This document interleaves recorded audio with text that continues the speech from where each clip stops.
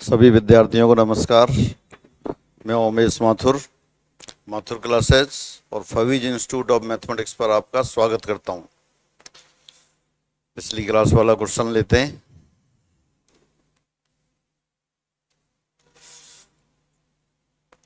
For which of the following definition of operation star the algebraic structure Z plus is a group.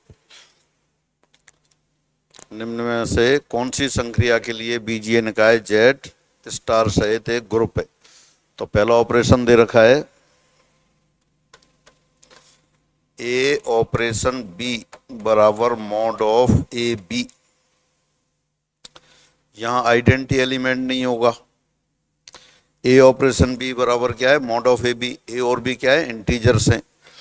तो जैसे 2 operation e या -2 operation e, ये हो जाएगा -2 into E. इसका modulus can not be equal to -2। Modulus तो कभी 2 हो ही नहीं सकता, -2 नहीं हो सकता। ई के लिए कोई भी इंटीजर रख दें आप। इसका मतलब क्या है, यहाँ तत्समक अवयव विद्यमान नहीं है, इसलिए ये ग्रुप नहीं है। Identity element does not exist.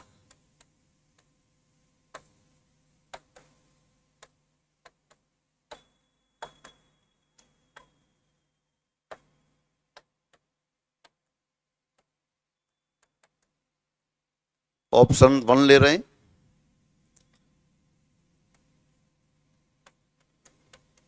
Identity element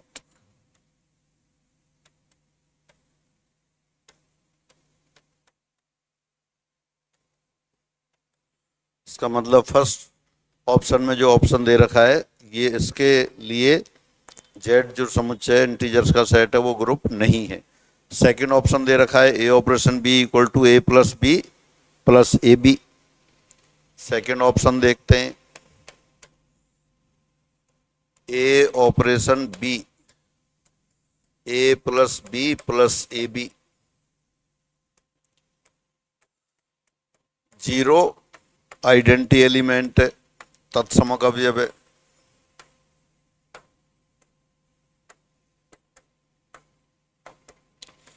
zero is the identity element. आप ऑब्जर्वेशन से ही देख सकते हैं, निरीक्षण द्वारा देख सकते हैं।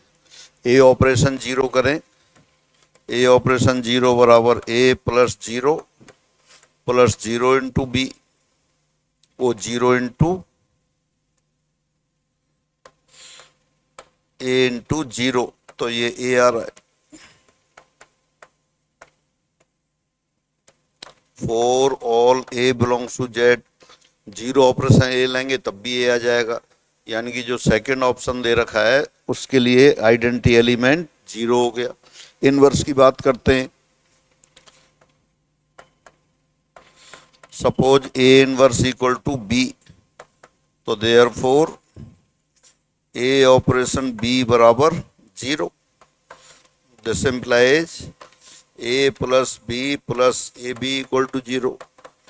This implies B equal to minus A upon 1 plus A not equal to -1। -1 नहीं हो सकता ए, क्योंकि अगर -1 रखेंगे तो नीचे 0 हो जाएगा। तो देयरफॉर -1 का प्रतिलोम अवयव इनवर्स एलिमेंट विद्यमान नहीं है।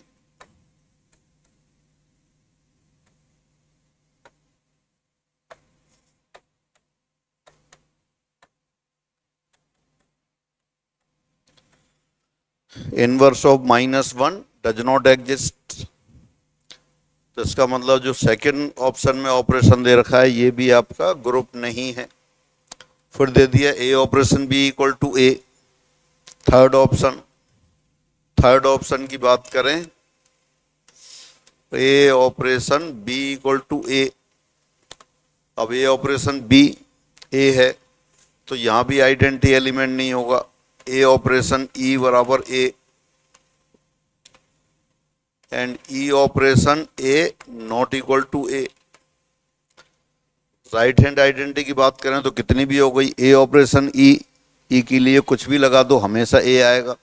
ए ऑपरेशन 0 ए आ रहा है, ए ऑपरेशन 1 लगाएंगे तब भी ए आएगा, ए ऑपरेशन टी लगाएंगे 2 लगाएंगे तब भी ए आएगा। यानी कि राइट हैंड आइडेंटिटी तो इनफाइनाइट हो गई, और लेफ्ट आइडेंटिटी ई ऑपरेशन ए बराबर ए, कभी ए आएगा ही नहीं, तो इसमें भी तत्समकव्य विद्यमान नहीं है, यानी कि ये भी आपका ग्रुप नहीं है। तो फाइनली ये पूछा था कौन सी परिभाषा ऑपरेशन की ग्रुप बनाएगी, तो ना फर्स्ट ऑप्शन ना सेकंड ना थर्ड, तो कौन सा आंसर आ गया, फोर्थ ऑप्शन आंसर आ गया। कि किसी भी ऑपरेशन के साथ पूर्णांकों का समुच्चय ग्रुप नहीं बन रहा, तो फोर्थ ऑप्शन आ गया। और ये अपन ने कैलकुलेशन किया, देख के ही बता सकते हैं आप सभी में, सेकंड वाले में जरूर, सेकंड वाला स्टैंडर्ड क्वेश्चन है, सभी बुक्स में दे रखा है। तो आप जानते हैं इसमें -1 का इनवर्स एग्जिस्ट नहीं करता, तो तीनों ऑपरेशंस के लिए ये पूर्णांकों का समुच्चय ग्रुप नहीं है, इसलिए सही ऑप्शन फोर्थ।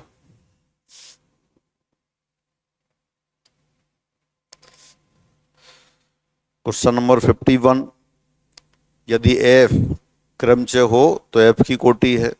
एफ एक परमुटेशन दे रखा है, परमुटेशन को डिसजॉइंट साइकिल के गुणा के रूप में व्यक्त कर रखा है। जो क्रमचय दे रखा है आपको उसको असंयुक्त चक्रों के गुणा के रूप में व्यक्त कर रखा है, उसकी कोटि। आप जानते हैं अगर किसी भी क्रमचय को असंयुक्त चक्रों के गुणा के रूप में व्यक्त कर लें तो उस क्रमचय की कोटि असंयुक्त चक्रों की कोटियों के एलसीएम के बराबर होता है। तो यहाँ क्या हो गया, यहाँ क्रमचय एफ की कोटि ऑर्डर ऑफ परमुटेशन एफ, ये क्या जाएगा 4, 3 व 2 का एलसीएम।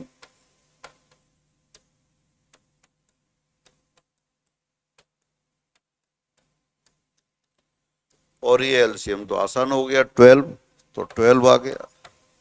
तो therefore order of permutation F equal to 12। बिल्कुल ओरल क्वेश्चन हो गया, कोई पेन चलाने की आवश्यकता नहीं है, बस आपको ये पता होना चाहिए कि क्रमचय की कोटि कैसे निकालते हैं। क्रमचय को असंयुक्त चक्रों के गुणा के रूप में व्यक्त करते हैं, यहाँ पहले से दे रखा है। फिर असंयुक्त चक्रों की जो लंबाई होती है वही उनकी कोटि होती है। पहला चक्र है 1, 3, 4, 2, इसकी लंबाई 4 है तो कोटि भी 4 हो गई।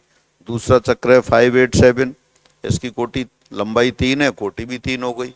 अगला चक्र है 9, 6, 2 अवयव हैं, 2 लंबाई है, 2 ही कोटि हो गई, तो इनकी लंबाई है वही कोटि हो गई। और तीनों की कोटियों का एलसीएम लिया, 4, 3, 2 का एलसीएम 12 आ गया, तो इसका ऑर्डर 12 आ गया। क्वेश्चन नंबर 52, ये आपके लिए होमवर्क है। If G is a cyclic group of order 8, then the quotient group corresponding to the subgroup generated by a square H. G आपको ग्रुप दे रखा है, उसका एक सब ग्रुप जो ए स्क्वायर से जनरेट होगा, जो ए स्क्वायर से जनित होगा वो चक्रीय ग्रुप इसका सब ग्रुप दे रखा है। तब उस सब ग्रुप के क्वोशिएंट ग्रुप पूछा है, विभाग ग्रुप पूछा है आपसे। तो ये आपके लिए होमवर्क है, आसान क्वेश्चन है, कर दीजिए और फिर आंसर लिख दीजिए, मैसेज कर दीजिए कमेंट बॉक्स में आंसर लिख के। इस क्लास में इतना रखते हैं, फिर अगली क्लास में मिलते हैं। सभी को नमस्कार।